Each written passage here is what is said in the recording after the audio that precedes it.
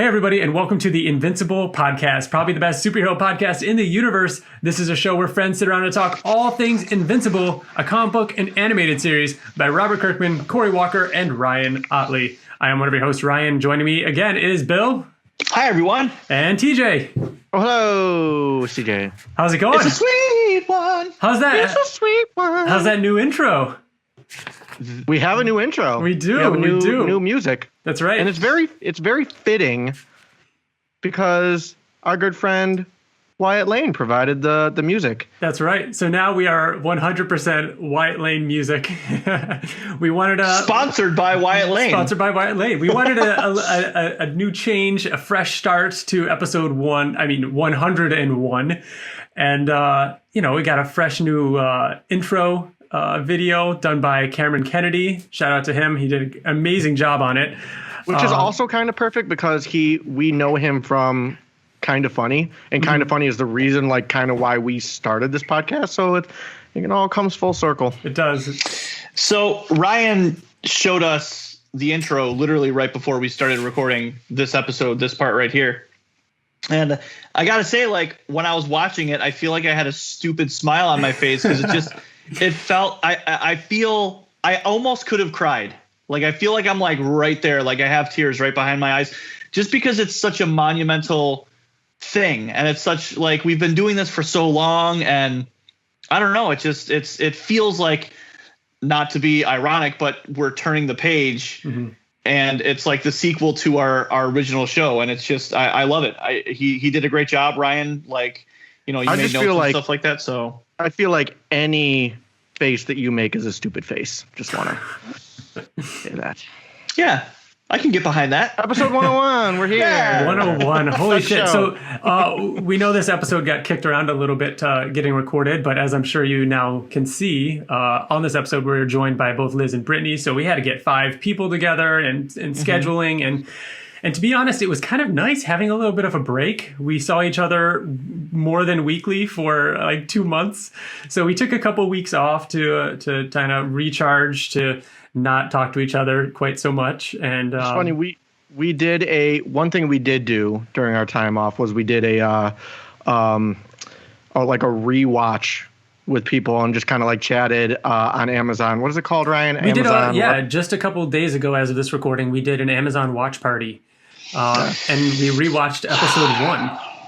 And I was trying to go a month or as long as I could without watching Invincible. I wanted to just completely step away from it and then kind of binge through it again, having not watched it in a long time. And then we were like, oh, let's rewatch episode 1. And I will say that, all right, I guess it's time. That was the first time I watched any Invincible since the last time I watched the finale, which had been over a week at that point. It's funny how quickly it flew by too. Yeah. Yeah. What were you going to say about the watch party, Bill? Please, Amazon Prime, can you make it more intuitive and I would fucking love put it on more devices. To do that more, because that was really fun. Yeah. We had a bunch of people in the chat. We were all watching it, and just something random would happen in the episode, and we all just crack jokes about it. And I don't know, it was fun. We'll do more of it. We'd like to obviously get through the whole season, and it's one of those things that we'll pop in. We'll do it maybe once a month or so, and try and mix it in with other live streams that we do, or other videos or episodes of the show. Not to mention, go ahead, Bill. I was just going to say, just an idea, and usually we don't do this on an episode, but I think that it would be cool if we did a live stream on YouTube or Facebook, and just did a timestamp, okay, start watching it 1, 2, 3 now, and then that way we can actually be communicating live just and a video then doing one. It that way. You know what? I'm going to do you one better. And again, none of this is official. None of this is happening, and we shouldn't be talking on this on air. But I think it'd be fun to do that's a long time, but basically a full watch, do a whole, pick a day, and we're going to watch 8 hours. We're going to hang out, have a camera going, and we'll just. What have you done? Yeah. What have you done? I know. People are gonna demand it, and because we're not gonna do the watch party thing, but with video. You know what I mean? Because we're already doing the watch party. So I'm thinking if we're gonna do it, let's go hard and just do a 1 day thing where we just get a bunch of food and drinks and hang out with the chat and. I don't go any other way, but Brian, I don't go any other way. That's right. So if you just found us, which I'm sure you haven't, I'm sure you've got an idea of what we're doing here. You can email us at theinvinciblepodcast@gmail.com if you'd like to be a part of the show, like so many of you have. You can also find us on Twitter, Facebook, and YouTube. Go over to theinvinciblepodcast.com for a list of all of our episodes, some videos, a handy reading guide if you're trying to find out where all the tie-ins and so on fit in. But we were talking about all the things we're doing, and I wanted to bring up the Oblivion Song podcast, because that's another podcast that we do about a Kirkman book. And TJ, it's soon. It's soon. Soon. I believe it's June 10th. Oh, don't quote me because I could be wrong, but I'm pretty sure it's June 10th. And I have a hot take for you guys, something Oblivion Song related, is that they announced that Skybound is going to be doing across all the series, or most of the series, they're going to be doing covers by LGTB. Why can I not say this? LGBTQ plus, people doing covers. And the one for Oblivion Song came out, and it looks awesome. But it shows that it is cover D. Which tells me there's going to be at least 4 covers. Oh, that's exciting. Cool. What number issue is that for? 31. Nice. That's exciting. Don't quote me on that either. I don't know shit. Okay, I'm not prepared. I'm pretty sure it's 31. I'm pretty sure it's 31. That's all right. All that matters is Oblivion Song is coming back, and now's a great time to catch up on it. It's coming back for its last 6 issues. That's right, starting in early June. And we're going to be talking about them every month after each issue comes out. Something that we need to talk about, and it's been a long time coming. Spoilers. Oliver's making a stupid face, so I had to take a picture of it. Okay, I was like, why the fuck are you taking a picture of us? We got to talk about spoilers. This is this podcast. We decided to hold back on spoilers because obviously a lot of people were getting into Invincible. We wanted our, reviews of the episodes to be spoiler free for anyone that has been watching the show and wanted to check out our podcast. This is it. Fresh start. We're going back. Full spoilers. I'm sorry if you're listening and you have not read the comic. But I'm not sorry because you get to enjoy the best comic in the universe. So go check out Invincible. TJ, is Oliver just like all up in the camera? Just tail. So that's it. This is your final spoiler warning. Abort now if you have not caught up on the Invincible comic, all 144 issues. Go read them and then come back. We will be your place to talk about all that stuff once you've read it. So that's it.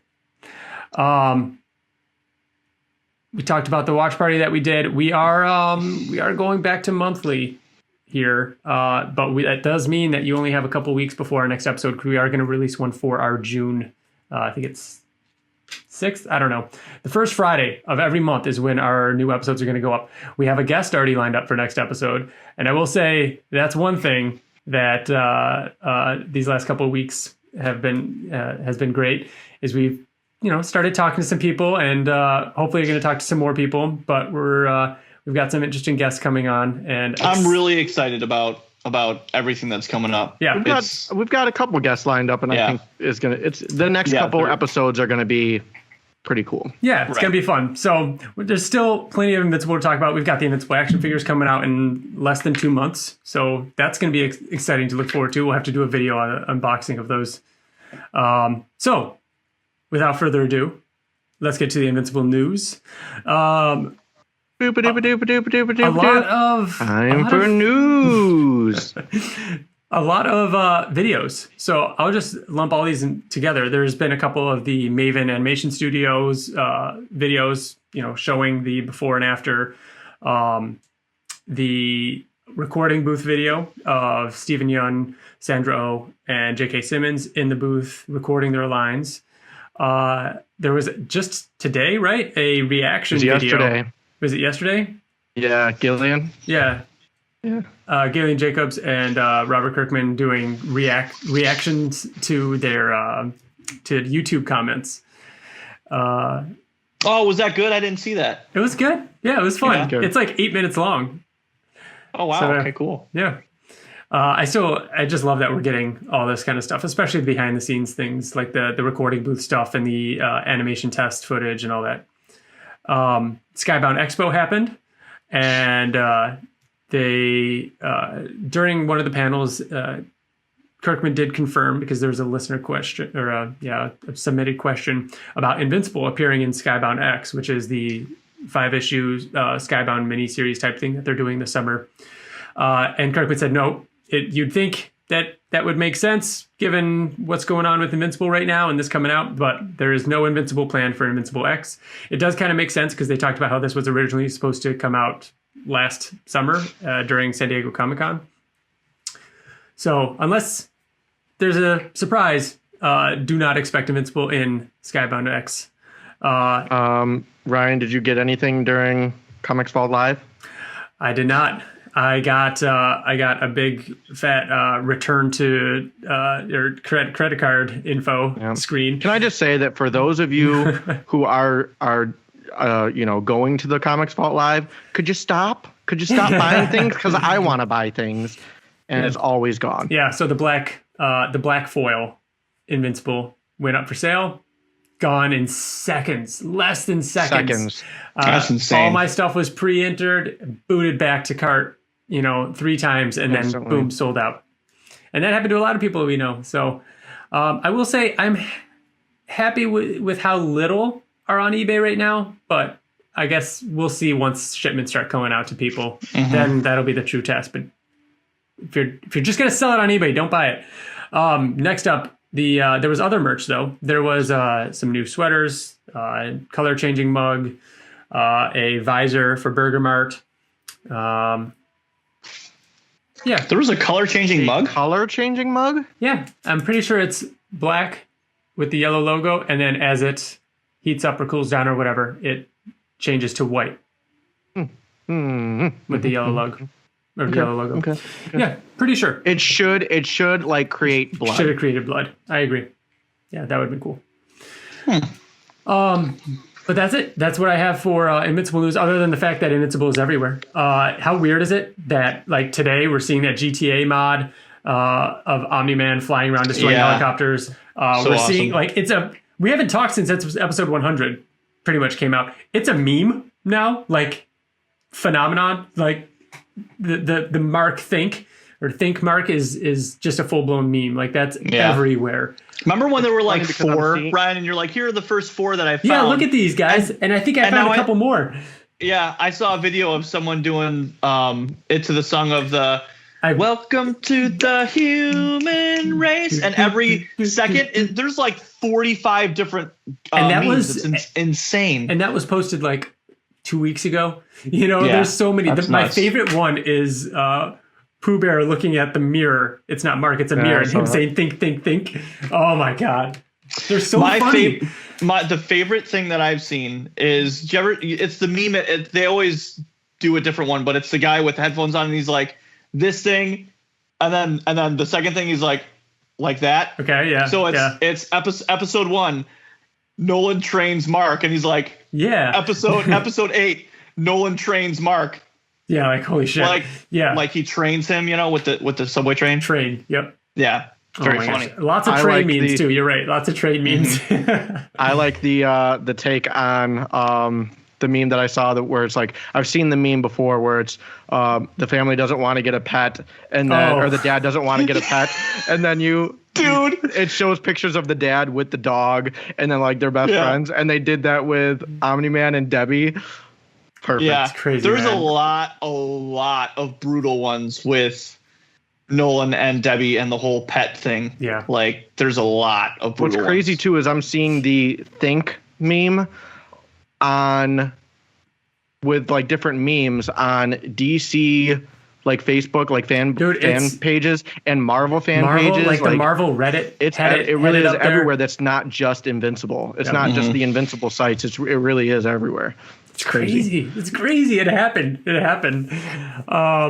So, speaking of it being everywhere, we've got some emails, and I want to talk more about that. We're going to talk spoilers again.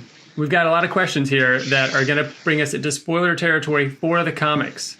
So, second and final warning there. Do one of you guys want to start? Otherwise, I can start. It's up to you. I don't care. Whatever you guys want to do. You can start it, Ryan. All right, I'll kick us off. All right.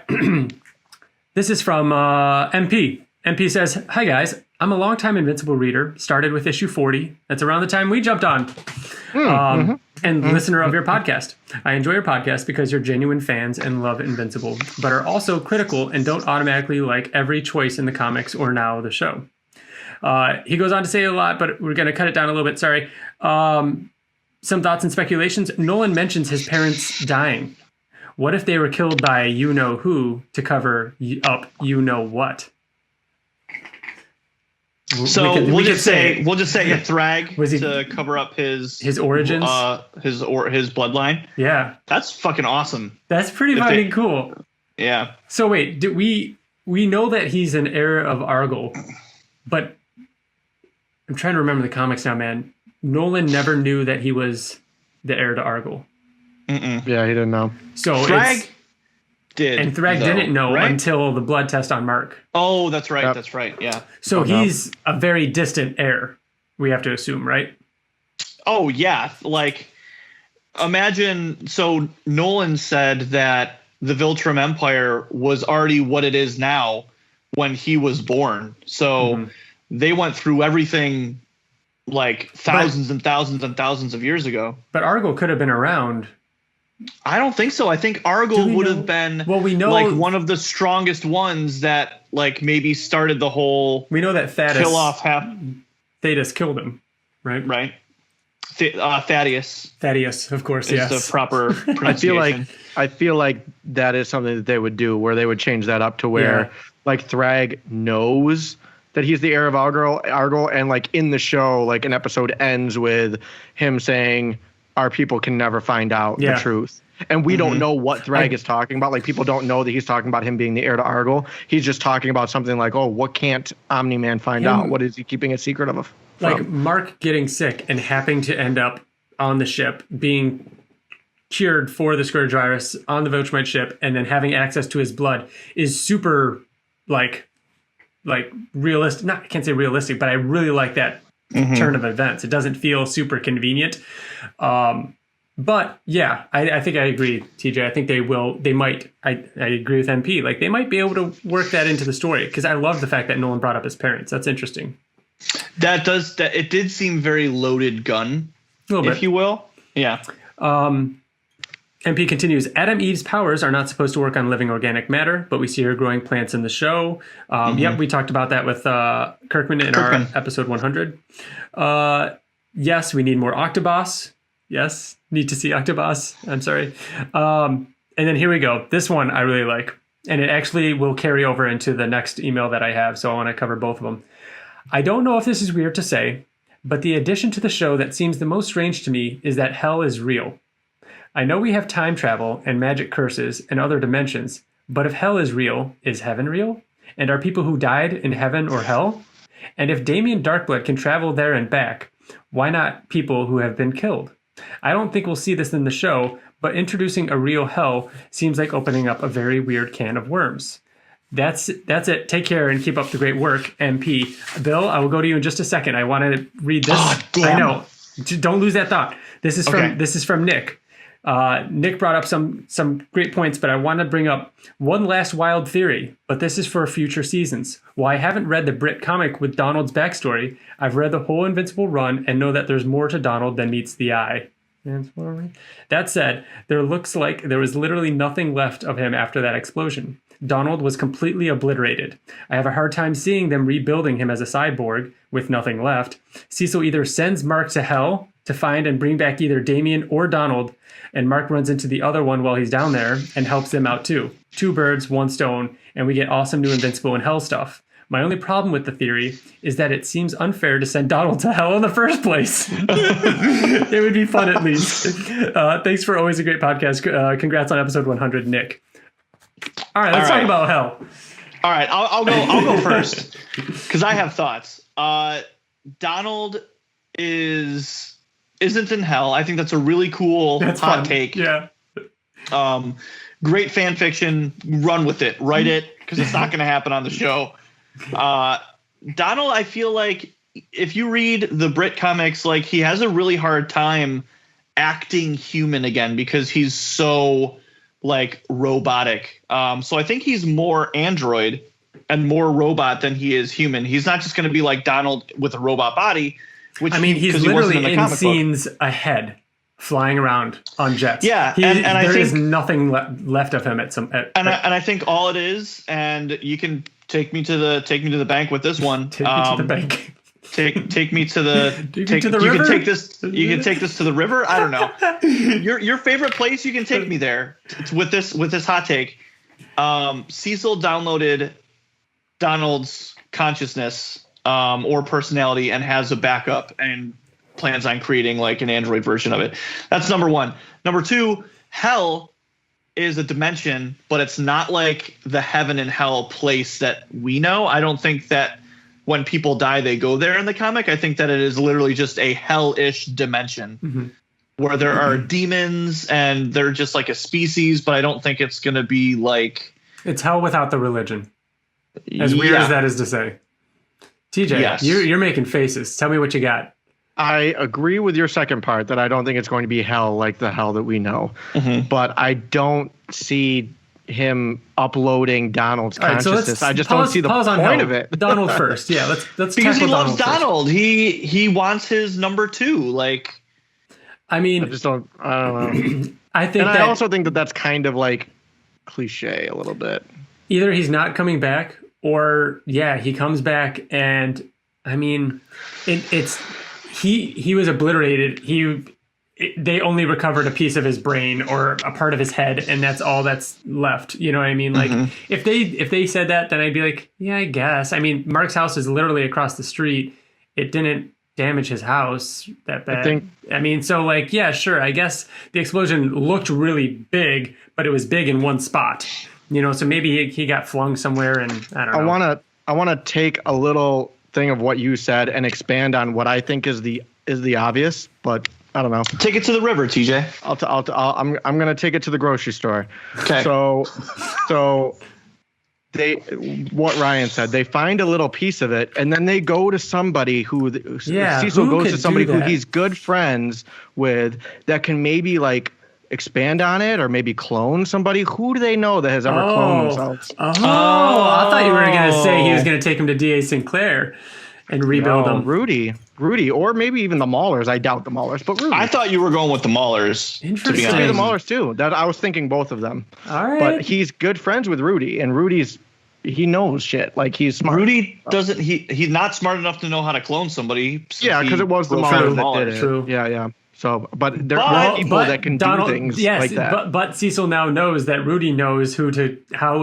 Yeah, there's a lot of interconnected things that could work there. But I'm going to go with that. He has backup consciousnesses or personalities. I think it would be cool if it wasn't his consciousness, but his personality traits. So it's not really the Donald that we know, or that's even more real. It's Cecil's version of Donald. Basically. Yeah, it's like a robot version of like his personality traits. I don't know, man. I think that would be like cool. Kirkman said. Brian, I think that maybe he should just go with the idea that he had all those years ago and make a twin called Ronald. Yeah. Brian, who sent us the email? That was from both Nick and MP. So Nick was the one that wanted Damien and Donald in hell. Okay, so adventure. Talking about bringing Donald back from hell is one element that is possible, like because they're going to hell. If he's down there, like bring him back. I don't think it's going to happen. Again, that talks into what MP is saying. With are we dealing with a that kind of hell? So going off of that too, just adding another element to it that I don't think is going to happen. But since we're talking about those types of possibilities, I think we all know that next season is also going to be dealing with, with Angstrom Levy. He's going to be changing dimensions. So we talked about hell being its own dimension, but Angstrom Levy could bring another Donald in. Yes, TJ, that's my favorite one so far. That's my favorite one so far. So you're saying that Donald won't be an android at all. It'll just be another There's Donald. No reason why that Donald isn't an android. Can't be an android. Or something can't happen to that Donald in the Brit tie-in series that they hopefully make. Or Cecil gets Donald from another dimension from Angstrom Levy, and something happens to him again, and he's like, and he does, and he's like, damn it! Yes, you keep dying. I'm gonna make you a robot. Could you imagine though, that's good. Like Cecil and Donald seeing each other again? Like I feel like it's gonna happen. However it happens, it's gonna happen. Like that's gonna be so good. Mm-hmm. All right, I like it. All right, I kind of hope that Cecil isn't a part of it because I want that interaction where he's like, "Oh shit, it's fucking Donald." Yeah. Like, yeah. Mm-hmm. But I think he'll be a part of it. All right, let's talk about hell. I agree with what Bill was saying, and you to an extent too, TJ, agreeing that like it would be another dimension. I kind of like it seemed like Kirkman dabbled in it for a second towards the end of the series with Doc Seismic and Volcanica, I think her name was. I always headcanoned that was part of hell. Like the Magmites are like servants in hell. They're like the small folk, whereas the demons rule it and run it, and Volcanica is like the queen of the underworld. Like they called it the underworld, I think, in the comic, but I think that's hell. Like right now, Doc Seismic is like at the doorstep. He's not there yet. He hasn't met the demons yet, but he's getting close. But that would mean that hell is a physical place. I think it is in Earth. Underground. You think it is? Yeah. You don't think it's going to be like a realm? No. Or no. I think it will be a physical place underground. Then Damien Darkblood can just fucking dig himself out. Yeah, I think it's like the center of Earth though. Like it's okay. I mean, he's able to teleport in and out of rooms and leave cold smoke behind. Yeah, it's got to be a different realm. It's not a physical place, dude. He was banished. All right. Through a portal. You're right. I'm connecting. Was a Pentagon. You're right. I'm connecting the comic. I'm connecting what I think hell would have been in the comics with the Volcanica and Magmite stuff. Okay, then yeah, I'll go with another dimension. Magma. Liquid hot magma. You guys think we'll see it next season if we do? Damien Darkblood? Yes. Yeah. Absolutely. Hell. Yeah. Oh yeah. Why would he need to go there? Like, what's the motivation? Yeah. Do we need to get Damien back? I mean, getting Damien back would insinuate that there's going to be another mystery that needs to be solved that people can't solve. So, I mean, is there another mystery that's going on that, or can you guess who? Damien can touch something and see like what happened, kind of. So that could be it. Maybe not like a mystery, but like something like that. Yeah. Good question though. I like talking about that. Unless you guys have anything else. I like talking about that. Bill, you got the next one? Oh, sure. I'll take the next one. So I have one from Kane James. Kane James? Kane James. Hey, crew. I am a long-time listener, first-time questionnaire. I picked up the comic just before its final arc after diving headfirst into all of Kirkman's other work and fell in love instantly.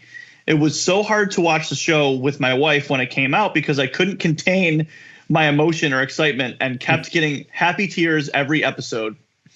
Most of the time I would watch the show at work and then again with her at home without telling her. Until the finale. The finale, I just told her that this will be emotional for me. I wanted to do a complete reread before asking a question to have more detail, but life has gotten in the way, so I'll abbreviate. Question.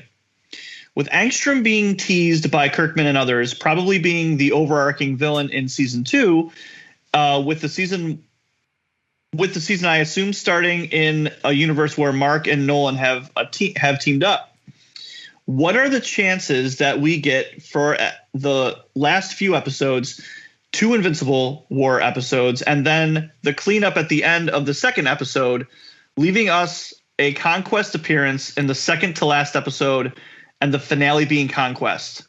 Wow. All in season 2. If not for season 2, season 3 must end like this. What do you think, and how will you contain your excitement over how it plays out? Love everything you do, Kane James. I'll tell you why we are not going to get Conquest in the way that he's saying in season 2. Because season 3 was announced. Yeah, they don't need to. We're gonna get a tease in the finale for sure. I think we'll get that. But season 3 is going to be nuts, and it's going to be Conquest. The season finale of 2 is going to be Angstrom, the big fight, like him coming home and like him going through all the different dimensions. 100%. That's got to be the finale. So a lot of people writing in asking about season 2 Angstrom. How's it all going to play out? I think it's what Bill. I'm sorry. I just thought about how season 2 has to end. That's what I'm. So my initial blocking, there's going to be a lot more. We got Sequiz, we got Titan, there's going to be a lot more. But I think the initial blocking is 3 arcs. The first arc, introduction of Angstrom Levy. That first arc ends with the creation the creation of the deformed Angstrom Levy. He disappears to go search the dimensions. Then we got the second act. Mark goes to see Nolan. We've waited 4 episodes. Where is Nolan? What's been happening? All of a sudden, boom, that happens. That lasts maybe 2 episodes, 1.5 or whatever it is. Mark goes back home. Then the last 2 or 3 whatever episodes is the other stuff, other villains, whatever. And then second to last, Mark gets the call. He's with Eve and Amber somewhere. Mark gets the call. It's from Angstrom. He says, your mother or something. I forgot. What does he say, TJ? It's right there. It's behind you. I actually and come home, Mark, or your mother wants you to come home or something. I forgot what it was, but Mark, and then that's how the episode ends. And then the entire finale, or most of the finale, whatever, just like this finale, is going to be fighting through dimensions and all the craziness. Him thinking that he killed someone, living with that, and then going back to Eve after a lot of back and forth with Amber and kissing Eve. But no, I just thought of something. That's it. It's in the book. I thought of it first, TJ, when my mouth was agape. I know. I thought of something. No, I thought of something first. I agree with you, Ryan, but that leaves questions for season 3 and how it would start and Perfect. like that. So let me tell you why. This was my idea, TJ. I hate you. If you say my fucking idea, I'll kill you. I will do it. The Invincible War. Yeah, the Invincible War leads into Conquest. Yeah, that's season 3. And it ends with Angstrom Levy. Yeah. So you're saying that Conquest would be the finale of season 3? Midpoint. No. I think way that Conquest is not either a premiere or a finale. No. Dinosaurus will be the season finale of season 3 because he shows up directly after the Invincible War. No, I'm saying all of season 3 is the arc of season 3 is Mark's blue suit, which means that halfway through blue suit is the fight with Conquest, and then it's him recovering after the blue suit, and then Invincible returns. Nolan and Alan show up, say it's time to go to war. End of season 3. I'm telling you, man. That's it. Guys, not a chance. So we're getting Conquest and that we're getting the Invincible War, the Conquest fight, and the lead up to the Viltrumite War all in one season. Yeah, of course. The Invincible War and Conquest are the same thing. We agree that, right? Those are the same thing. No, they're totally different. I disagree. You could they're not even in the same issue. You could have season finale. They're one issue apart. They're one issue apart. I know, but the Invincible War is only one issue. Yes, the whole Invincible War. I know, and I think that's going to be one episode. No, I agree. I don't think they're so out of 8 episodes, it's going to end. The whole point of Conquest is that he has just been beaten down, and everything around him, all this destruction, is because of Mark. And Conquest arrives, and that's why it's perfect that the Invincible War is a season finale and Conquest is a season premiere, because they're the same. They're back-to-back episodes. I agree with that. I don't know. But the reason why that's so hard. The reason why that's so hard is because Conquest is such a big thing that you want it to be a finale. And you have to carry that rage in. We just went through what Mark went through and saw all that. He's angry. We're gonna sit for a year, wait, and then it starts with them flying at each other, right? And no. It's if it ends like that. That's how you end an episode. The first episode, the season premiere of season 3 is going to start. It ends. So season 2 ends with the Invincible War. Is that what you're saying? No, you're saying season 3. I'm saying 2 ends with him killing Angstrom. Okay. I know how season 2 ends, and, okay. I will get there eventually. Right. This is why my mouth was agape. Okay. TJ, you're saying season 3 ends with the Invincible War, and then season 1 starts with season 4 starts with Conquest, right? I think that Conquest arrives like at the very end of season 2 or something like that, and that we're gonna get of 2. The Invincible War is the season finale of 2. Wow. So when does he quote kill Angstrom? I think is in the desert. I think that would be a mid. So all the dimensions and stuff like that, going through all the dimensions, is halfway through season 2. Dude, you needed at least a season. When does he turn into Angstrom? Yeah. Like, is it introduced to Angstrom, turns into Angstrom Levy, killed by Mark, goes away to Nolan, and then Invincible War? Wow, that's packed, man. So think of it on a screen with people who haven't read the comic. Conquest, I don't know who this guy is. He's another guy who's going to beat him up just like Nolan did. You know what I mean? The Invincible War is something to see on screen. All these different Invincibles, all these different types of Invincibles. I feel like that's got to be something like a finale. That has to be a finale. I agree with you. That is not an episode. But if that's the case, TJ, it has to be a season 3 finale then. Because what you said and what I said with that lineup leaves no room for Titans, Sequids, Flaxons. Are you ready? Maybe. But I'm saying it's going to be either a premiere or a finale. Okay. I'm going to make it better for you. All right. Season 2, we know how it starts, and I know how it ends. It's going to end. This is fucking pizza bet for all or nothing. I'm going to take it to the river with all my pizzas. You're going to cash those pizzas in at the bank? Season 2 finale. On the way to the river. And I'm so sorry that I ruined it for everybody, but the season 2 finale is going to end with Mark stranded in another dimension. It is going to end with him, what he does to Angstrom, and it's going to end with him being stranded, because it's going to end and you're going to be like, what the fuck is going on? That's really good, man. That's really good. Yeah. The only reason why I thought it wouldn't was because I wanted it to end with the kiss and not him stranded, which means the kiss might happen before he goes. Yeah, I think no. I think, or the kiss is season 3.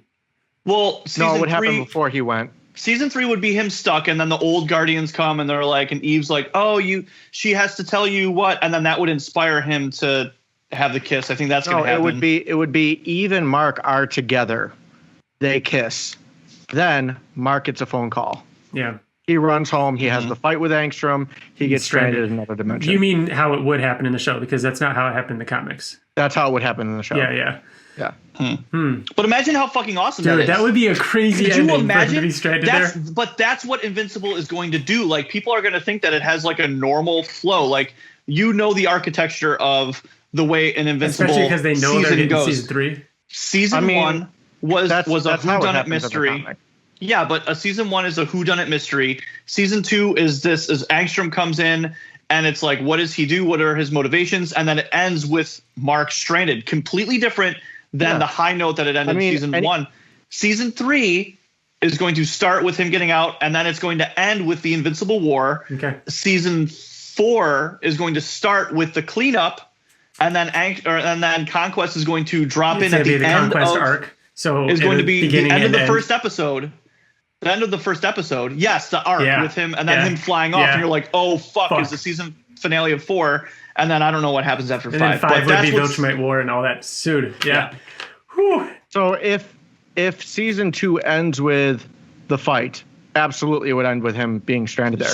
That's. Could you imagine how many people are going to be like, what the fuck? Yeah, but to end a season like that, that's crazy. Yeah. They have to do it. They have to fucking do it. Yeah. And I hope we don't. I hope that people that make the show don't listen to us and be like, well, now we can't fucking do that. Dude, so much, everything we said leading up to season 1, like they know what they're doing. They're spending more time. What we're doing here for our half hour, they're doing for hours on hours, making it better, refining it, actually putting in story and dealing with other characters and making it all tie together and thinking about where they're going in the future. Like, we're just basically saying what happened in the comic is all we're doing. We're saying, when it should happen. Yes, we're saying this cool thing that happens in the comics could be a season finale. You think they don't know that? Like we're not really adding that much, but it's still fun to theorize and get excited about it. So, yeah. TJ, did you have an email? I do indeed. First time writer Jordan Gilbert. Got a few of those. Oh, Jordan. Jordan Gilbert has written in quite a few times to Oblivion Song as well. Yeah. He says, "Hey guys, congrats on 100 episodes. Congrats again on 100 episodes. Absolutely loved the show. I had a love-hate relationship with the pacing until I got to the finale. Some of Amber's writing was on and off, but until the penultimate episode, it worked out fine. Once you guys mentioned the blood on the wall thing, it didn't work for me either. Didn't hate it, but felt out of place. Now here's my hopes for season 2. Since a lot of the story is out of the way, I'm thinking it's going to be Thraxa and focus on Angstrom, since we can't get Conquest without Angstrom. We'll see Alan get messed up, and I'm thinking it may end with Mark's costume change after his first run with Angstrom, ? Maybe too soon. What if we get all the stuff with Angstrom first, then Nolan? Just like they did with the first season, swapping some stuff around. So I'll stop there. So what are your thoughts on that? Okay, hold on a second. All of this stuff that we're talking about, and we haven't even talked about a monumental event piece of the story in the comic. Issue 50. Where does that fit in? All we're talking about is Mark's villains. Where does issue 50 fit? That's before all of this. Well, I guess it's after Angstrom, but before Conquest. Here's the thing. Angstrom is going to be in the show in all of season 2, but he's going to have very little to do with Mark until the confrontation happens. So you're going to have Angstrom building his knowledge and going through and doing the whole thing with the Maulers and stuff. So you're going to have all of that over the course of a few episodes. The event of Cecil, and what he does could be a season finale. Like that is during those, but during those moments, you're also going to have Mark doing his own thing, discovering the Reaniman and the army and the whole White Room situation. That's what you're referring to, right? Yeah. And then obviously Thraxa. So you're going to have Levy doing his own thing, Mark doing his own thing, going to Thraxa, coming back, and then you're going to have the confrontation with Cecil, the confrontation with Angstrom. Like there's a lot there, but it's enough to really make a nice dense season 2. There's a lot. There's without a lot, guys. Yeah, but they don't need to fill it with stuff that's uninteresting. But we still have all that stuff that like you could say is uninteresting. Like there's still so much. Like we might be way off. They might season 1 and 2 might not even include the Invincible War. But Ryan, I feel like with season 1 was what it was, but now it's time to like really step up. But they literally showed us at the end, like get fucking crazy. They are going to show Sequids again. We have to see Shapesmith. We're gonna see more Battlebeasts. We're gonna see the Flaxens return and Titan and Mr. Liu and but I don't think that you think that they're not going to be I think it's wasted time to be like a full episode like the Flaxens were. You know what I mean? Like I feel like that's wasted time. There's so many good characters. Powerplex. When's he coming in? He would come in. He's better come in. He would come in. He'd come in during the Black Suit before fighting Conquest. I agree. But that's during his angsty phase. It's more. There's so much that they have to introduce, and they teased all those are definitely going to come back for sure. But I don't think they're going to be coming back in any kind of grand way. Yeah. What would you do?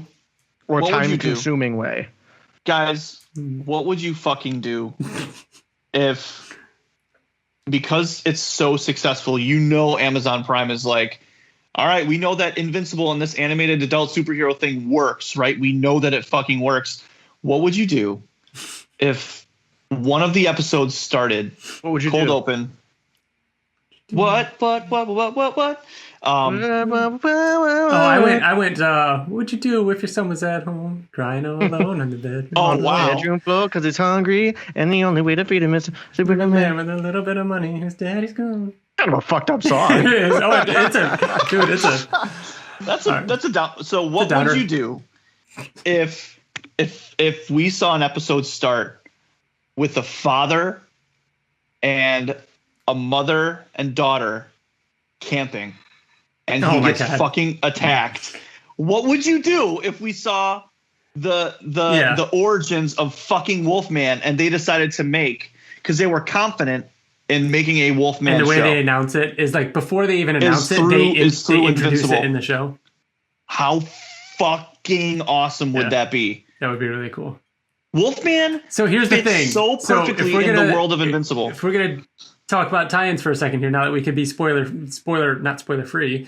I love Wolfman. It's my favorite tie-in. But if we're talking about how integral it is with Invincible, it's not Wolfman. It's Tech Jacket. It needs to be a Prime Video animated movie. Yes. Invincible presents. Yes, TJ. That's it. We should have told Kirkman that. yo, Skybound, just hire me, dude. I'm available. That would available. be perfect, because we don't need a whole season of it. Like, give us a really cool animated adventures, an amazing movie of Tech Jacket or of Tech Jacket of Wolfman. It could do either. You could do both. You could, but Wolfman's a trilogy then. If you're doing that, I need 3 hours of Wolfman. I need an hour. I need an hour. I need an hour and a half of Tech Jacket. I need 3 hours of Wolfman. Wolfman's 25 issues. It's 25 issues, and there's a lot of fluff in there. Yeah, there's a lot of fluff. You could make a really great hour and a half long animated movie. But you really only need like a little bit of Tech Jacket, because a lot of his doesn't really tie into Invincible. What you got? Okay. They make an animated Wolfman movie, but they introduce him in Invincible. Mm-hmm. So his origin story is already taken. So the first like 3 or 4 issues is in Invincible, and then they make the movie afterwards. Yes, they do. I think that they can do what you're saying and with Wolfman in Invincible, and make it like real small, and like they don't have to go into a story with it, and then kind of redo the origin same way, but like maybe just different or from his perspective, a different perspective in the movie, and then the movie can stand on its own without having read. Oh my gosh, guys! Like, can you imagine? The thing that makes me sad is that it's making a movie. It's not going to happen in the second season. If it were to happen, it could happen in 3 or 4. Yeah. But man, what would you guys do honestly if you saw that? He did say. Dude, can you imagine? I could imagine. He did, like, I think when he was on the podcast before the show. Come on, Oliver. Before the show premiered, I could be wrong, but I feel like we asked him something like that, and he was like, he did that Kirkman like it could be in talks. We could be talking about it. You know what I mean? Like, about I feel like they've at least. Yeah, like it's not something that they're taking seriously right now. But of course they're talking about it. They didn't even have season 2 picked up of the show. You know what I mean? Yeah. Like, I'm sure it's an option. It's always an option, but I'm not throwing it out there to say like, oh, maybe it's in the works. It's definitely not. We know that it's not. But I'm just saying, of course they've talked about it and what these things could be. That's what's always so crazy. And I know I said that a little bit ago, but like, people, that's their jobs, is to do what we're doing right now. Like, Invincible is at the point now where it's their job to write and think about and put themselves in these universes and figure out how to best do it and how to best tell the story. Yeah. I'm gonna go to sleep tonight and have a fucking dream about watching it and seeing it being dark, a camper pull up, and like Gary Hampton come out of the fucking camper. Everything with Chloe and Zachariah and the Elder, like, that can't be one movie. Oh yeah, the Elder Brood. I forgot all about that. There was a lot. I think it can be. It's 2 or 3 movies, or 2 or 3 episodes, movie, like a mini series, like I 6 episodes, 2 seasons. I don't know. TJ the whole time. No. It could be a whole movie. It could be an insane movie. It would, TJ. I just want more. Yeah. I want more of that. Right.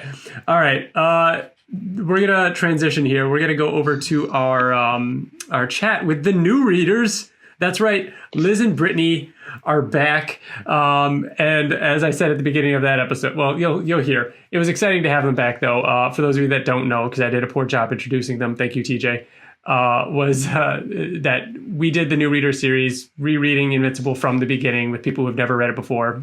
Liz is Bill's wife. Brittany's a friend of ours. Liz is also our friend. It's not just Bill's wife, but but we had a great time chatting with them and getting their impression on the animated series. So we're going to go live to that right now, and we'll be back in just a minute.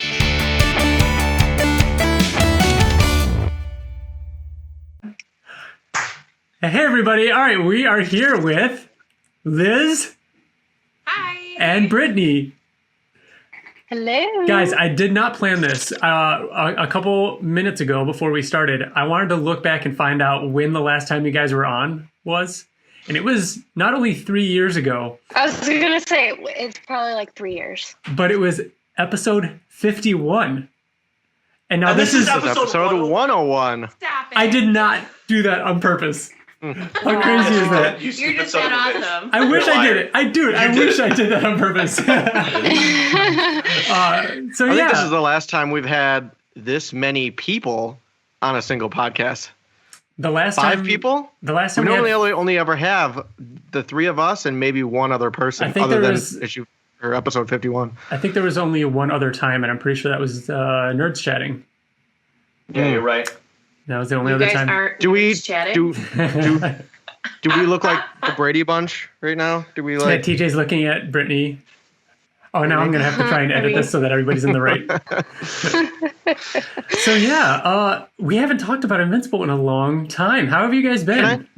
Can I just start by saying, for those who don't know who Liz and Brittany are, because we did get a lot of new listeners now, I feel like we should say that Liz and Brittany, they are the new readers, and early on in our podcast, we did the new readers who Brittany and Liz had never read Invincible, so they went hardcover by hardcover each episode, reviewing the entire series hardcover by hardcover and not knowing what was coming next. So this is the only time you will hear me say this, but go back and listen to those. They are that was over the course of like a year. We did about one a month. It probably lasted longer than a year. And the way that timed out was that right when you guys finished, it was pretty much the end of the series.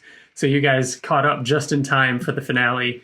And then obviously after after episode 50, where we talked about the final issue with Robert Kirkman, you guys came on the very next episode, and we talked about your thoughts on the end of the comic.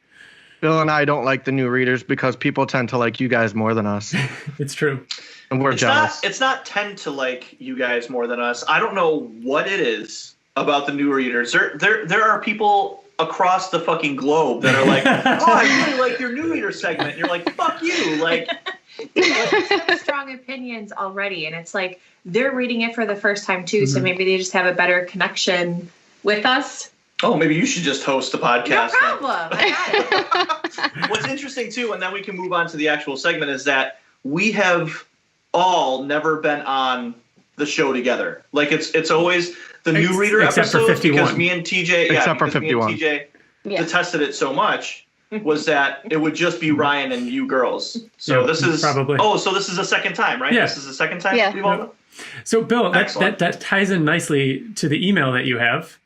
Oh, excellent. I know you just went to go take a drink, but I did. Excellent segue. This is from Jose Rodriguez, my arch nemesis.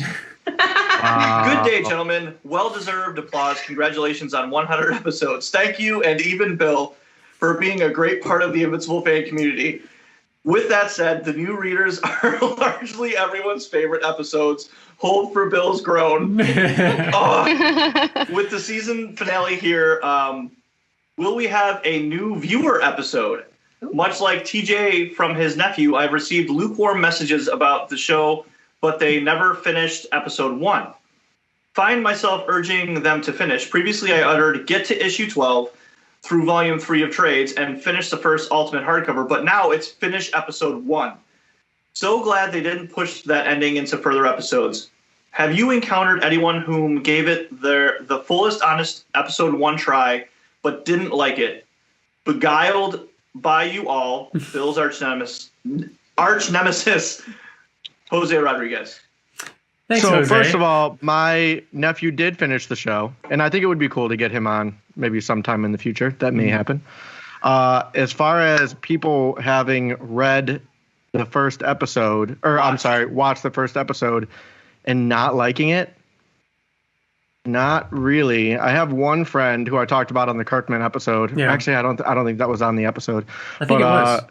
Was it? Okay. That he's just a negative Nancy. Yeah. But he still watched the entire series and just talked shit about it the whole way through, but still finished it. Brittany, do you know anybody that watched the show other than us, like in your circle of friends or anyone else? Family members? I don't have that many friends besides you guys. No, my brother-in-law. He said he started to watch it, but he's like a gamer, nerdy guy. So, I mean, I wasn't surprised that he started to watch it, but I haven't really talked to him because he was out for deployment again. So, no, I'll have to talk to him. He just came back 2 days ago, so I'll have to ask him about it. Yeah. What about you, Liz? Well, we ask everybody. Or anytime we like see a new group of people or like hanging out with other people, we're like, oh, hey, did you watch Invincible? You know, but he's always the one, spearheading the conversations. Just the other day, we were because he's always wearing Invincible things, not today. But yeah, like your mug. Yeah. Yeah. We're gonna share it. He's gonna share his copy. Yeah, yes. With me. Saturday, we were at a birthday party and someone saw my shirt and he was like, "Oh yeah, I didn't really like the finale," which was crazy to me. I couldn't believe it, but our other friend was like trying to tell us, since we know where it's going and like have this background, that we're okay with the way that it ended, but to other people it just seems like nonsense. Specifically, so everything with the fight was amazing. He liked, and because I like dug and probed, I'm like, I don't understand. How do you not like one of the greatest season finales of all time, in my opinion? And he said that once the fight was over with, and that was just that lull, it was too much of a wrap up, and that he didn't care enough because he didn't like specifically the line, "I guess I'll finish high school." And to me, I was like, oh my God, that totally speaks of his character, how he's kind of funny, and he's still a high schooler. Of course he's going to finish high school, but that didn't resonate with them the way that I think it should have. Yeah.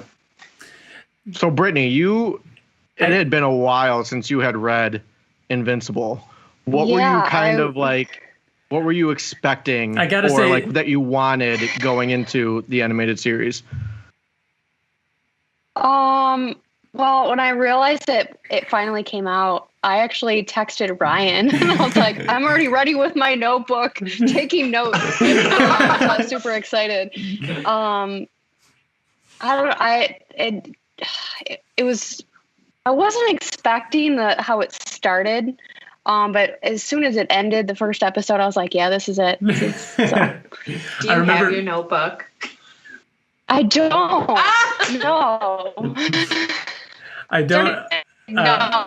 And then I forgot to take notes. So the first and only thing that I said to you about the show in person when I saw you a few weeks ago was I was like, so, because I didn't want to talk too much about it because I wanted to save it for this episode.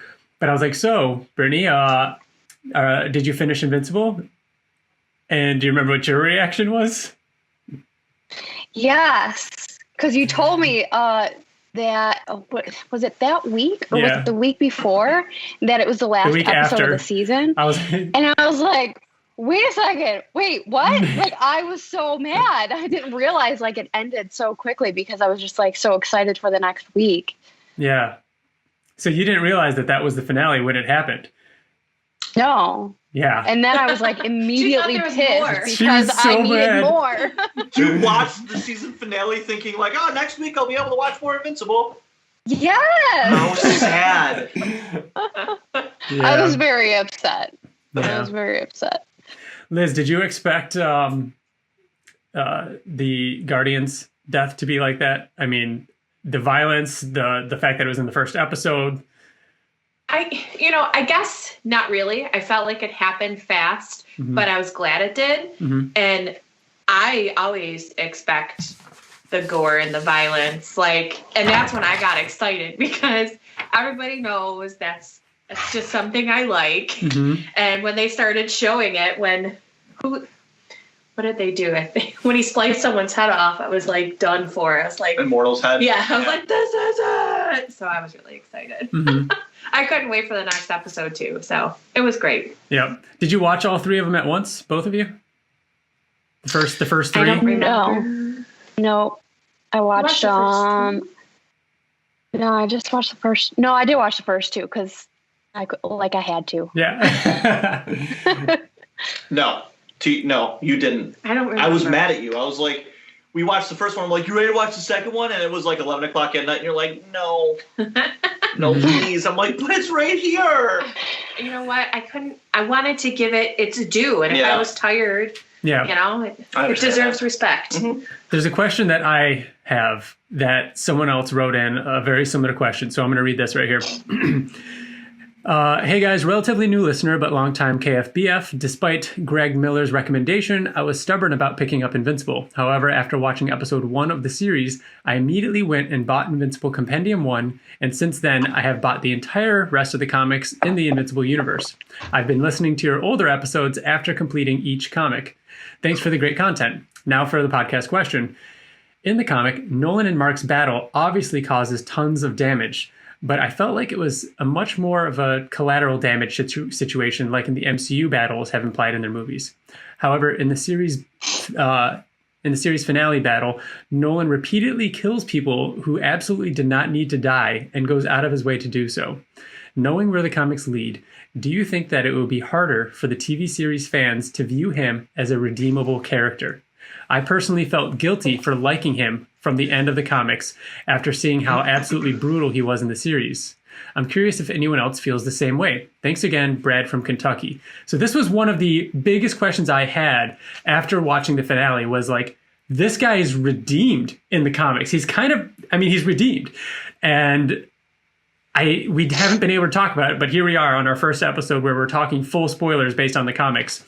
And then before I hear what you guys have to say, there's another one from Curtis Lake, just a part of his email that I wanted to read.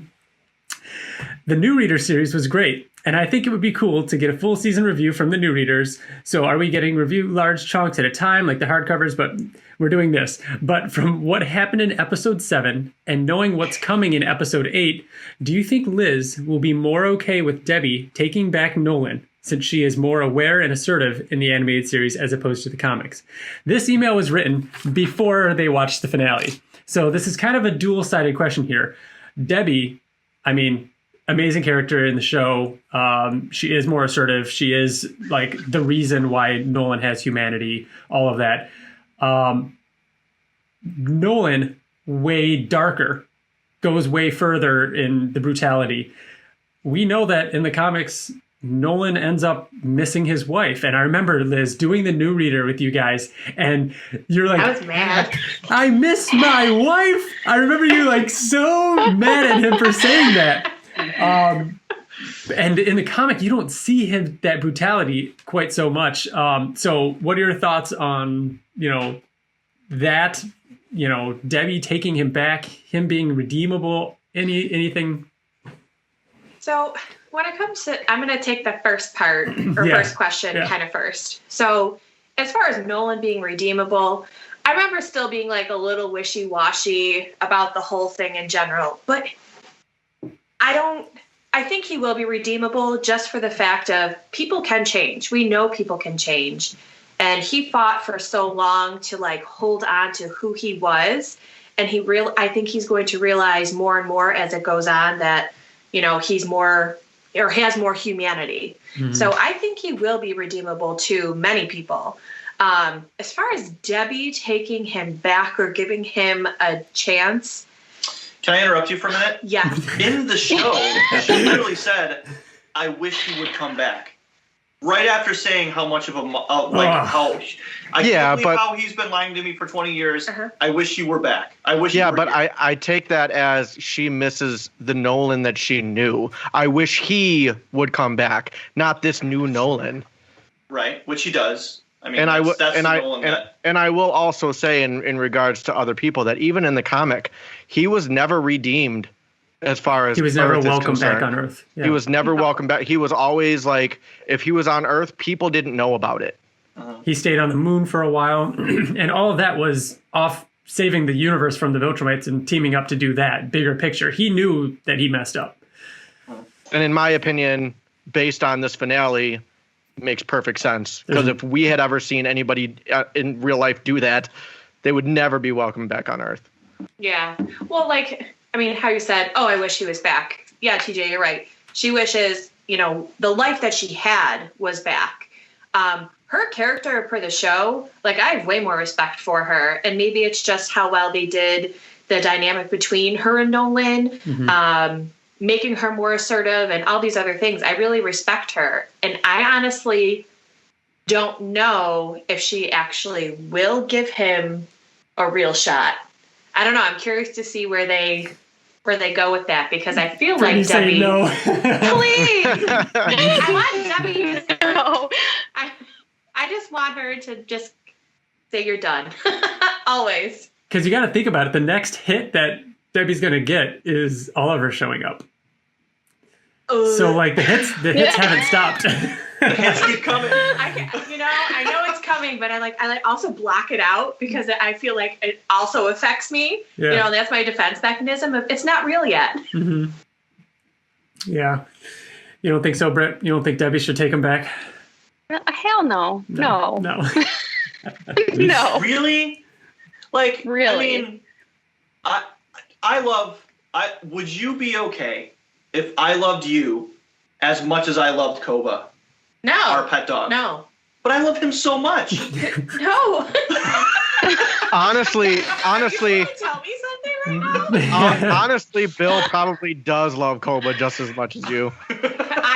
Not more. I think he just came clean about something. You know what's great about the show is that it's a much more grounded take on the events that happen in Invincible.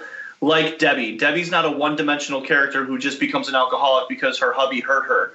She's someone who said, "Go fuck yourself, Nolan," to the most powerful superhero that's been lying to her for 21 years, and she just said, "Go fuck yourself," fearlessly. That episode, Billy, that episode ended. At me. I'm sorry, what, Ryan? I was just saying that episode ended with her saying, "Go fuck yourself," and the wine bottle and everything. Oh, yeah. I don't necessarily think that, like real life, she's ever going to fully forgive Nolan. What he did is unforgivable, but she still loves who he is and who he becomes and who he was. Of course, a part of her will always love him. Right, but in the comic, son together. In the comic, it's just very much like, I love you again, and blah, blah, blah. I think there's going to be a lot more turmoil there. She's not going to trust him as much right away. It's not just going to be, I fully 100% love you again and forgive you. It's going to be like, I'm sure they're going to go have a back and forth, but ultimately, I still don't think she'll ever fully forgive him. That's what I mean. It's going to be gone. In the show, it's going to be way more like... Omni-Man changes for the good, and her and Mark are the reason for that. So that says something big. I mean, what he did, yes, absolutely unforgivable. But the fact that he did change for the good because of her plays a big role in why I think she's going to take him back. Why she is going to take him back. Yeah. They couldn't have made Debbie this much of a badass for the show just to have her take Nolan back. Right, that's what I mean. Imagine she's not just going to take him back. I agree with what Bill's saying. There's going to be a lot more to this than in the comic. There's going to be a lot more you got to prove yourself and win yourself back. But yeah. To change subject a little bit, Brittany, if I remember correctly, I'm pretty sure you hated Amber in the comics. And you're not alone, by the way. I did. No, a lot of people don't like Amber in the comics. You know what? And I still don't like her in the show. I did at first because I love that they actually changed her as the actual character. Mm-hmm. like color and everything. Like I love that. But I still hate her in the show as I do. Oh, no! Really? I really do. Like, is it because you love Eve so much, or is it because you probably? Just hate her? Yeah. So why do you hate her? Yeah. In the show? Yeah. Wasting space. Because I don't know, maybe because I'm married to a farmer. I understand he is always busy with his job, and for her to be so selfish with like, you know, why aren't you here? You're late. Like, I'm just used to it. So like, it makes me angry that she's so selfish about it. So I don't know if you guys like go on, like Liz and Britt, if you guys go on Twitter and Facebook or whatnot, and this is actually like a very large topic in the Invincible, you know, fandom community about like some people are not happy with her and some people are okay with it, you know, and think she has a good point. I love that that's even a conversation. That's the important thing, is that the fact that we can actually have this conversation, and the fact that she is a person who can have opinions. She can say, no, fuck off, I deserve better. Or she could say, or people could say, no, look at what he's doing. Like, shouldn't you be more understanding? I don't know. I think that both arguments are right, or both are wrong. Like there is no right or wrong. Like Amber, in my opinion, was the best change character-wise from the comic to the show. I know a lot of people say Debbie, a lot of people say William. There's you know, Damien Darkblood. Obviously, we can get into all that, but yeah, like I loved that until what you were saying, Brittany, how it ended and her getting mad, and I was like, and I still loved her after that, but I agreed with you, and I was like, come on, like he's saving lives, and this dude's getting his ass kicked in every episode. But for her to admit that she knew all along that he was invincible, and to still act like a selfish bitch, like no. This is coming from a female, by the way. This isn't me calling Amber a selfish bitch, which I disagree. That's so weird. Like, yeah. I'm not a misogynist at all, but I completely disagree with you, Brittany, to the point where I don't think that Amber is mad that Mark isn't spending time with her. I think that she's mad that he took advantage of her ignorance and not knowing who he was, and he was dishonest. She said, you're not making time for me. She said, you're not making time for me.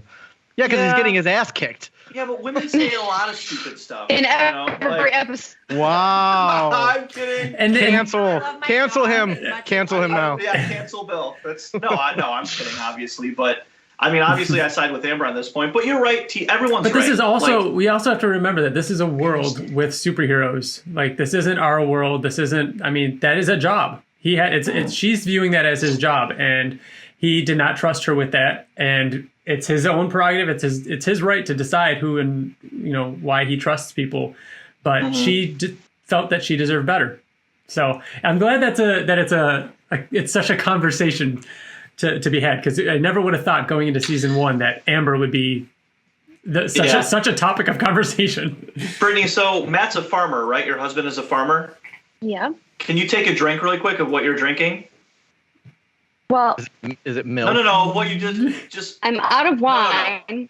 Not that. I think it's funny that water. You're married to water. I took it as that's a moonshine. You're like, oh, my husband's a farmer, and you're drinking moonshine out of a jar. Just straight.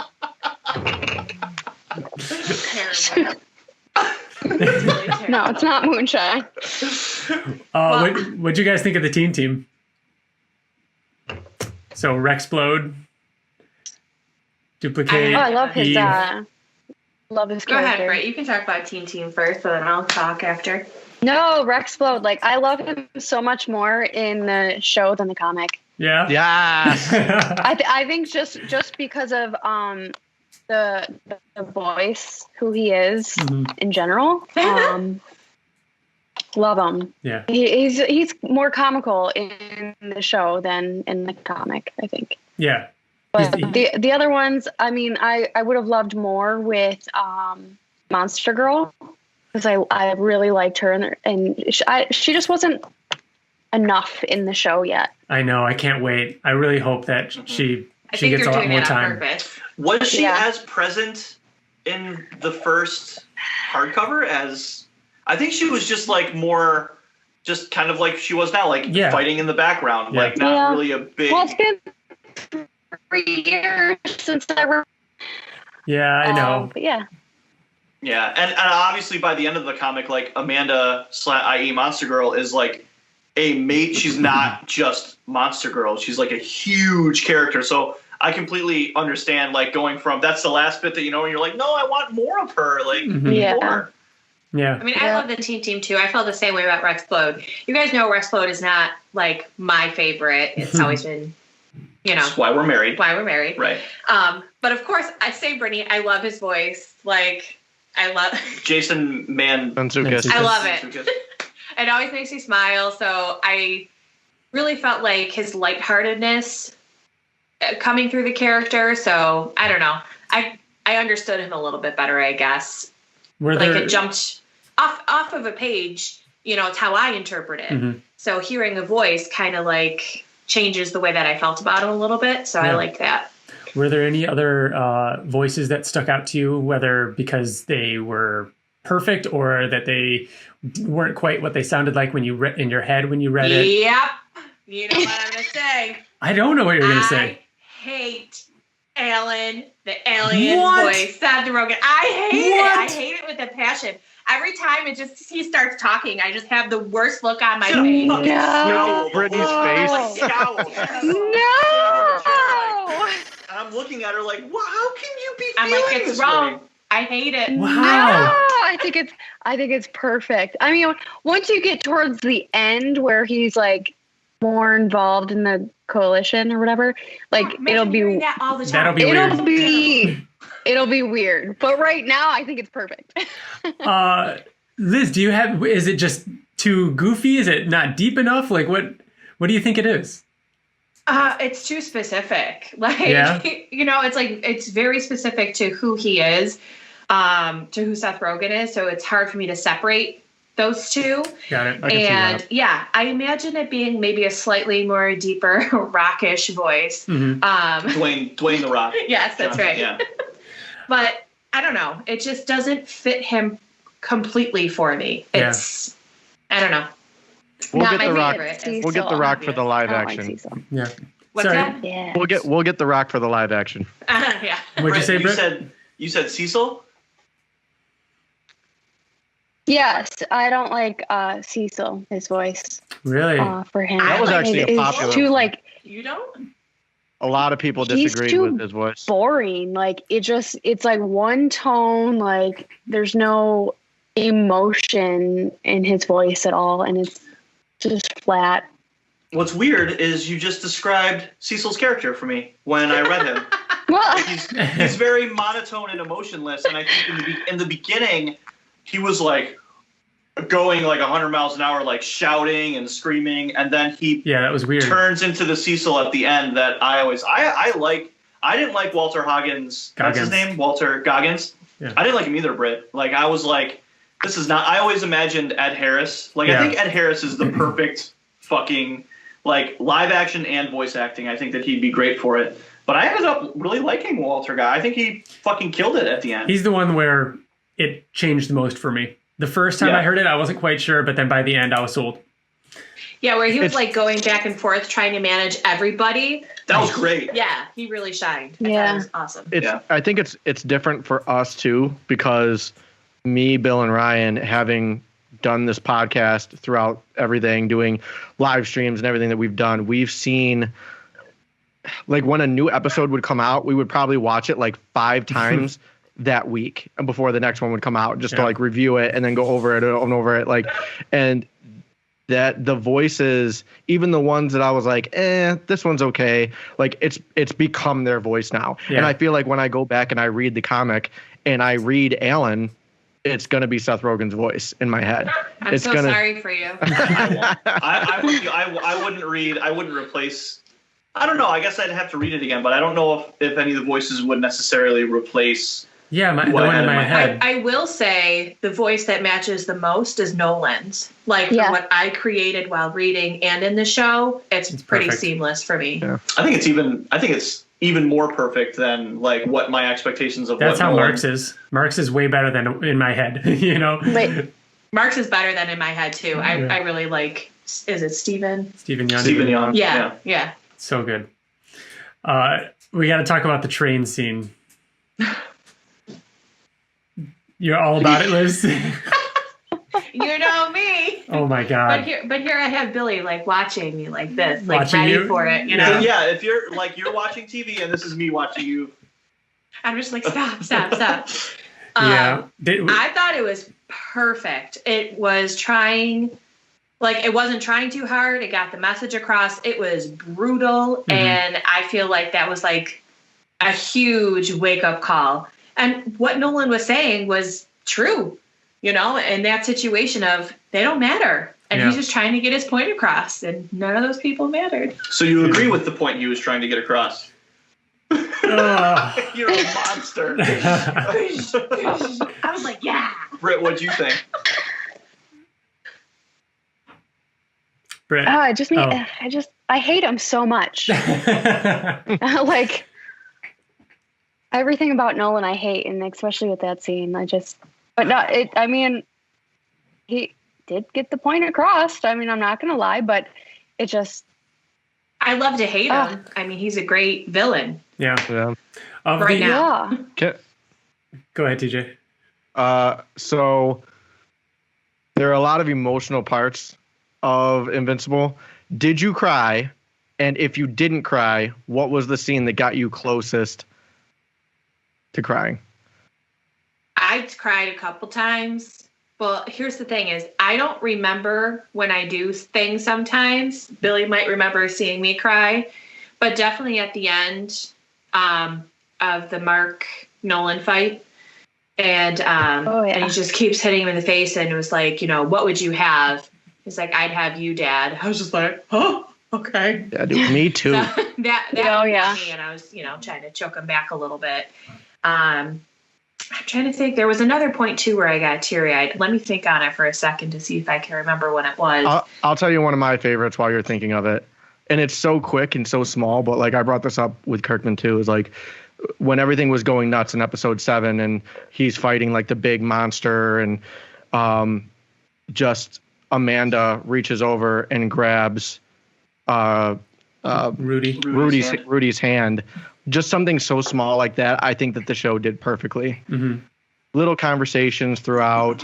Debbie and Nolan. Yeah. Yeah. So Britt, emotional. when did you cry? If you even did.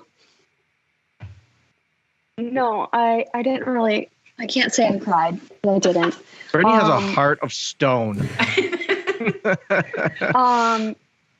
But no, it was at the end for sure when, you know, Nolan is beating on his own son. Like it just kills you inside. Yeah. And Mark's reaction is just. Yeah. I feel like we've seen the father-son going at it dynamic a lot. Guardians of the Galaxy 2. We've seen fights like that happen a lot, and for all intents and purposes, that big twist and them fighting shouldn't have resonated with that many people that hard, but it did still. And I think a lot of it had to do with like what Nolan was saying and how completely heartless and detached he was from humanity, and the fact that Mark was still like, I'm gonna stop you, Dad. I love you, but I'm gonna stand. I have goosebumps right now. You just saying that. I know. Yeah, and it's just it's such a cliche thing, father versus son versus father, but they did it, and they did it so well, and I commend them a million times. We've talked about it, how good it is a million times before, and I'll do it again. Like, to be able to pull that off and to have a new group of people who've never read it experience it and feel the same fucking way, it's just... And it like reminded me of why Mark is who he is and why he's invincible. Yeah. You know, it's like one of those things that, I don't know. It's like, obviously, like Brittany said, it's been a while. It's been a long time since I've like been in it or actively talking about it. And it just gave me all the feels because I was like, this is who I love. And I can't wait to see, you know, where it goes. So that was it for me.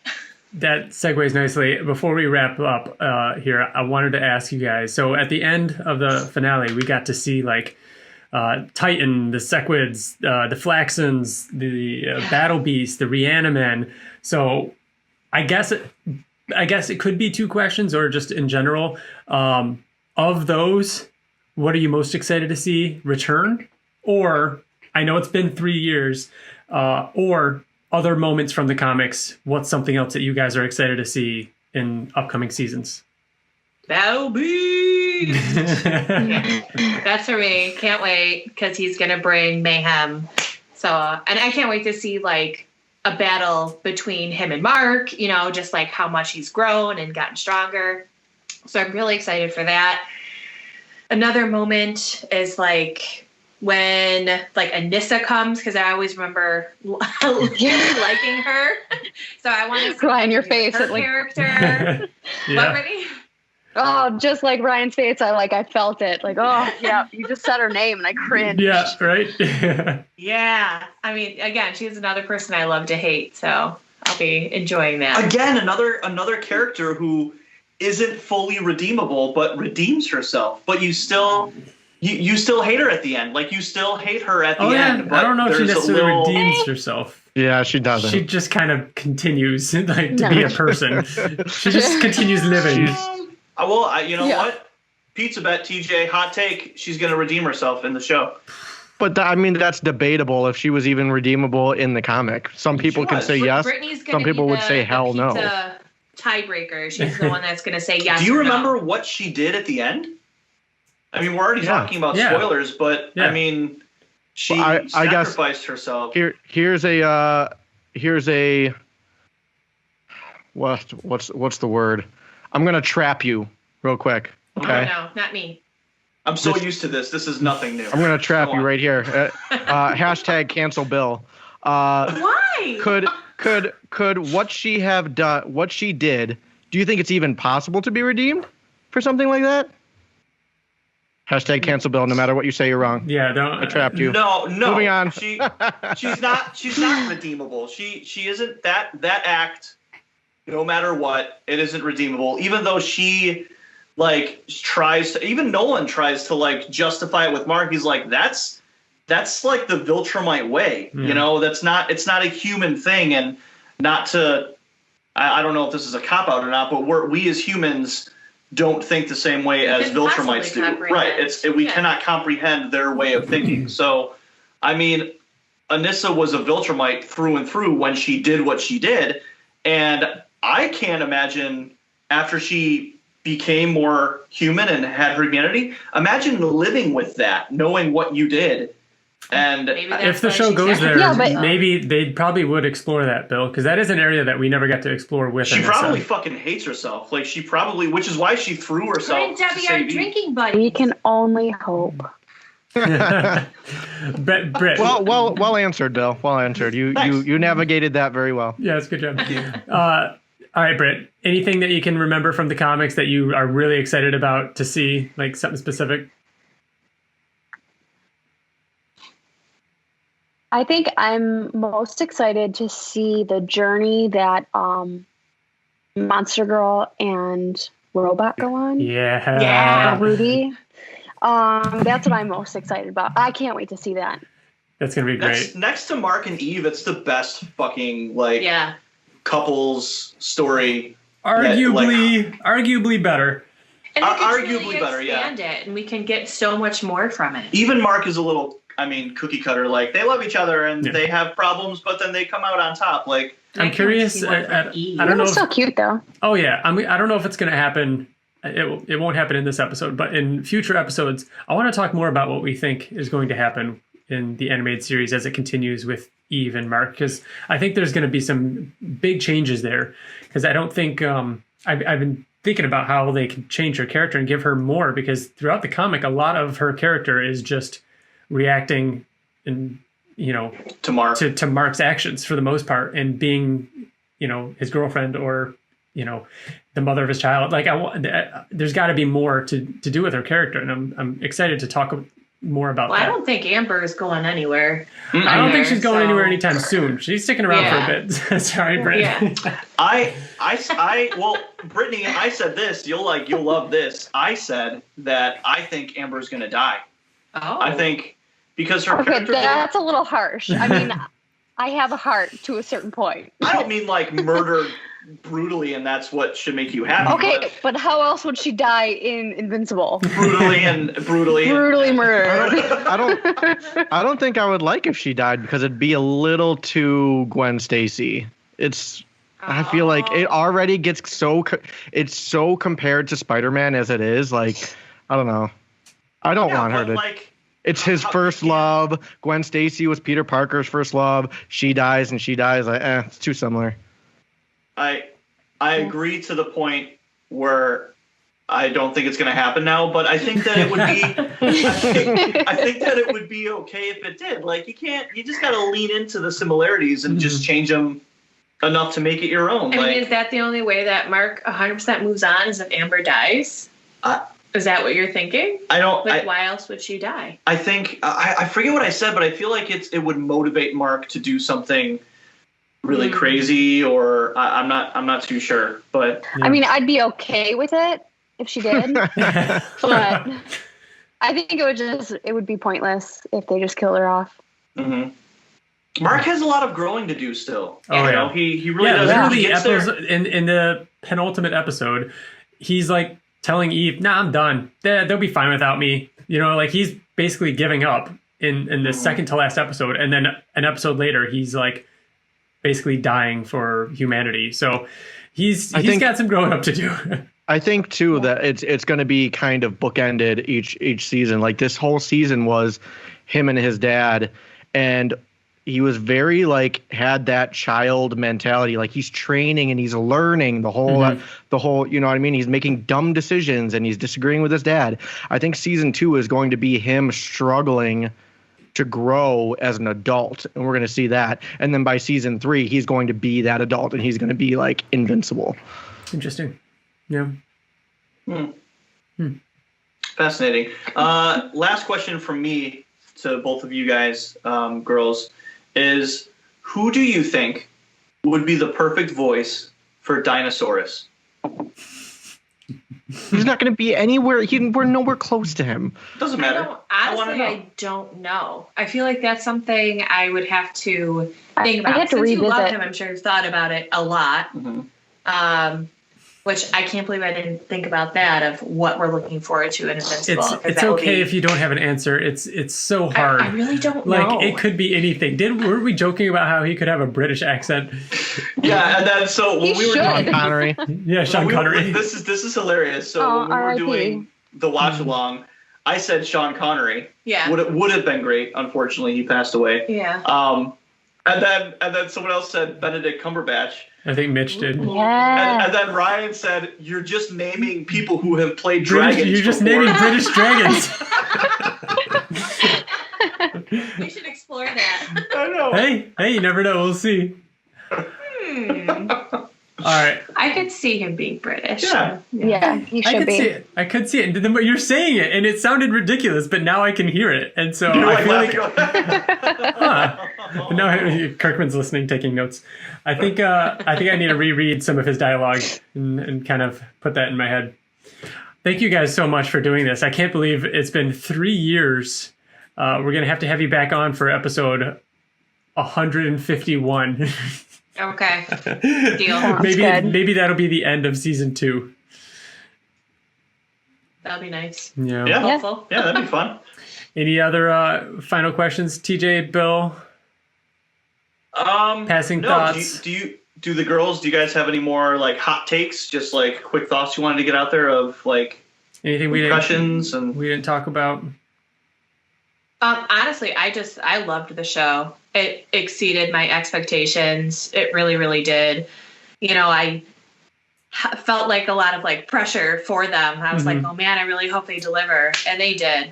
I'm trying to get my dad to watch it. I keep talking about it. Anytime we see people are like, oh, you should watch the show. It's really great, you know? Yeah. And so I think it's just, I can't wait for more. I'm really excited. Yeah. Yeah, it's definitely better than I thought it would be. Especially, I was very surprised with the voiceovers and who they got. Yeah. I was shocked, to be honest. And I think it's great. I mean, the the thing that's so shocking too is like how well the show did. It's doing so well, and we got it confirmed for season 2 and season 3. I don't know at the same time. I don't know if you guys have looked. Have 98? Have you 98? You knew what he was gonna say. It ended up. It's like it's got to be just about done. It's after the show is all said and done. It went up. We were excited that it was still at 96. It went back up to 98. What was that as a whole? Yeah, the whole season. So the thing with Rotten Tomatoes is that when a movie or show comes out, it's always higher. Yeah, it's always at like a 90%, right? And then by the time that it goes down to 15, 20 points. Invincible, it flexed 4 points. Shattered the mold and the expectations and went up. Like, it's crazy. Crazy. So awesome. It was great. So yeah, I guess my advice would be, like they said in the email, just get past episode 1.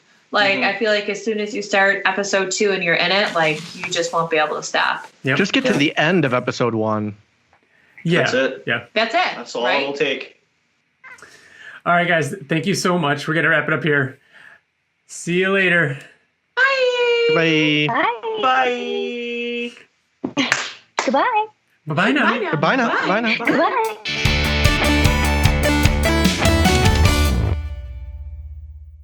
All right, and we're back. Hope you guys enjoyed that little trip down memory lane a little bit. It's been a while since we had them on the show, but it was fun to catch back up with them again.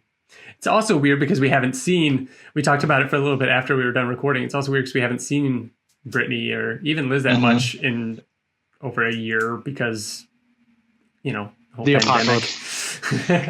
People are going to freak out because they love the new readers. We still 5 years into this thing, and we still get people talking about the new readers 3 years after they ended. I think it's cool because that's a testament to the people that are finding and reading Invincible for the first time. Like how... Yeah, but they don't know what Liz and Brittani look like. I know. And they finally are going to have a face behind the voice. So, if you're listening to people this, didn't know what we looked like either. Yeah, if you're listening to this, we are also on YouTube as well, which I think is the number one way you should watch. I think we've gotten to the point where we're kind of... Now people know what we look like and we're so sorry. Yeah. All right. So before we wrap up, anything else you guys wanted to talk about? Anything going on? I have a little Kirkman-related little thing. I didn't know your head can move that quick. That was my neck hurts just watching you do that. Like, oh, TJ, what you got? So we talked about how. So we're, obviously started. We got to Invincible through Walking Dead. While reading the comics, we're huge Walking Dead fans. We were pumped when the show came out, but we didn't really stick with it because it didn't really go in the direction that we were kind of feeling. It just kind of got away from us, right? So they announced the end of Walking Dead, and I talked before about how I'm trying to catch up right now, and I started back on with season 7 because that's where I left off. Oh, the show, watching the show. Oh, yeah, sorry, okay. The show. So I'm trying to watch the show and trying to catch up. And I watched season 7, which was good. I watched season 8, which was kind of a struggle to get through, but I'm trying to get to the end. And I haven't finished season 9 yet. I'm pretty close to the end, but will blow your minds when I say season 9 is phenomenal. It is phenomenal. Great. It is great. What? And it is worth catching up. Really? It is awesome. It's worth what you just said about 7 and 8. Dude, 8 Wait, was so 7 is good. What's the most recent season? I believe they're on 10. It's 10. Okay.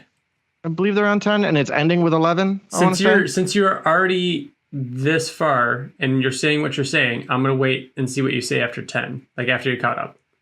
Okay. But before diving back in, how they do certain things, like there's, we read the comics, so we know certain things, but how they introduce certain people, how they and there are other things that they don't do in the comic. Like we always talk about, like change it, just like Invincible, change it, but it's got to be good. Yeah. And we weren't really feeling that, and they did that with season 9. Like cool. I'm actually loving it right now, which I never thought I would say. It's awesome. And I think it's worth catching up, if not to even just see how it ends, but and the fact that there is going to be a point in our life, probably, relatively soon, because it's happening, where there's going to be a Skybound movie in theaters, isn't there? Or is that AMC only? Either way, I think it might be both. I think it's both. But like, it's gonna say Skybound. Like, there's the Rick Grimes movie. Yeah. Like there's gonna be a Walking Dead movie in theaters. We have to be able to go see that. So you're right, TJ. I gotta catch up. I think I'm gonna start it over. That's the thing. Like, it's not I think I'm gonna start it over. I normally wouldn't do that at all. I don't even remember where I left off in the show. Like, it's honestly. So much. Bill, I will say, I feel like if you start with the first season, you're eventually just going to fall off again. Like, I couldn't do it. I'm not saying it's terrible. It's just, it's a lot. Watch a couple recaps and then watch starting with Negan. What I was going to say is I feel like I want to watch it over, but with Riker. And I feel like that would motivate me to get through it all. Oh, that's weird to think. He wasn't born yet. No. That's weird. Yeah.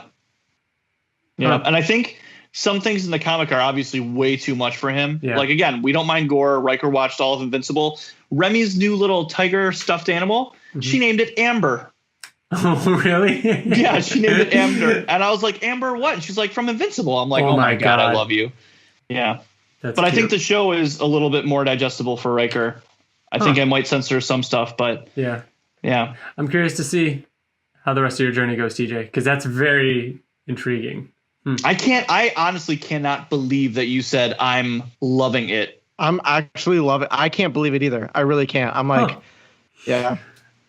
watching multiple episodes. Is it true that it turns into the Daryl and Carol show? Is that where you're at right now? I don't think he's there yet. I'm not there yet. But I mean, that's going to be after the show completes, which I think is another like 2 years. So, and I don't really like that they announce that, because that tells me that like certain people are probably going to die. Mm-hmm. So a couple other things we have to give a shout out for. I don't know when this episode's going live. It might go up Friday, but regardless, new issue of Radiant Black. Amazing. Hopefully everybody's reading that, because it is a really, really good comic. And TJ, this week, I promise, I will. I'll catch up on Final Space. I promise. I've been so busy. I've been busy. Bill, did you watch the last 2 episodes? No, dude. We're still behind too. What has happened? I'm so TJ. Just think of how lucky I am that I get to like binge it though. Like, that's so. Bill, you're now behind 3 episodes, and Ryan, you're gonna binge the fuck out of it. Yeah, I am. Oh my gosh, so you're not gonna be able to stop. You're not gonna be able to stop. I'm excited. Oh, all right, guys. Thank you so much. This was a fun episode. 101. Here we are at the beginning of another era. I feel like it's not going to get old. And every episode we're going to be like, here we are at episode 102. Here we are. It's just, It's just funny, isn't it? It's just funny because like we got this far and we're like, the show ended. What are we going to talk about? We literally talked about Amber again for an hour. No. Like, dude, we've got more. There's going to be more Invincible to talk about this year, and then before you know it, as soon as we're starting to start to stretch, there'll be some news on season 2. You know what I mean? Yeah. Like it should keep us afloat. Plus, I mean, we wrote it down. We've got ideas, guys. Don't worry. Not to say that if you have any ideas, send them our way, because that's always great. But we've got a lot of ideas. We're here for you. We're here to entertain. Entertain the people. I'm excited for next week's First Friday of June. We've got an exciting episode coming up. If you would like to email us to be a part of the show, you can email us at theinvinciblepodcast@gmail.com. You can find us on Twitter, Facebook, YouTube.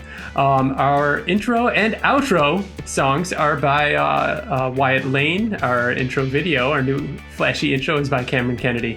Thank you guys so much. I think that's all I got. We'll see you guys in a couple of weeks. And until then. Bye. Take it to the river. To the river. Bye. Bye.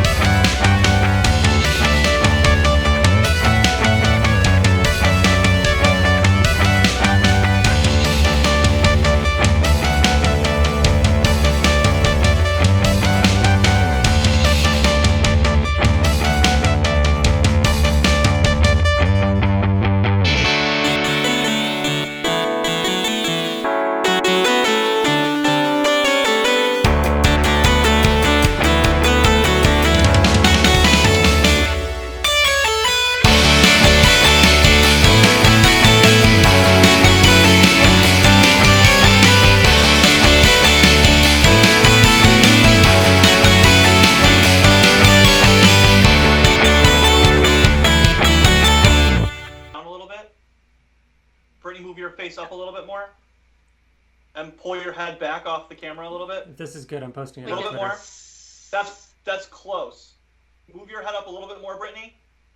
Yeah. Now purse your lips like you're taking a drink. Oh crap. Go down a little bit. And more towards the end of the screen. Oh my god, right there! Did you get it? Yeah. I don't know if you can see it. Hold on. Yeah. Just send it.